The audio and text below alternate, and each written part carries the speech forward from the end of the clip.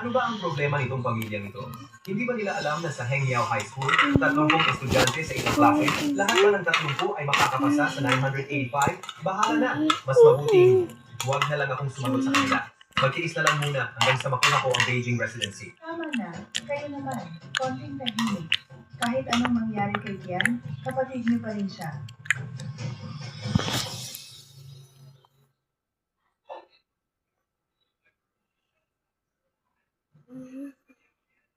Naayos na ang iyong household registration. Household Mami, registration Mama. sa Capital City. Ang ganda. College entrance exam sa Capital City. Ako na to. Peking at Tsinghua. Ako na to. Mami, Mama. Malapit na iyong 18th birthday celebration. Ang pamilya natin, dito sa sentro ng Capital City, may isang mansion. 200 metro kwadrado para sa iyo. 200 metro kwadrado. Ang presyo ng bahay sa sentro ng Capital City, average ay 10,000 kada metro kwadrado. Ang halaga ng bahay na ito ay 20 milyon. Talagang mayaman sa Capital Mami, City. tingnan mo ang Talagang laman. maluwag ang kamay.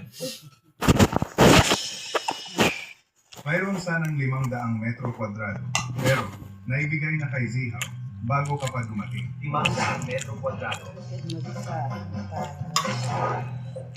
Kuya, Mami, ito this is ang for bahay na binili para sa skeleton. akin ni Mama at Papa. 500 metro kwadrado. Ngayon, ibibigay ko ito sa'yo. Mag-aral ka ng mabuti sa hinaharap. Huwag mo nang galitin si Mama at Papa. Hindi na kailangan. Ayos lang, Kuya. Tanggapin mo na. Sa'yo naman talaga ito. Ito na naman.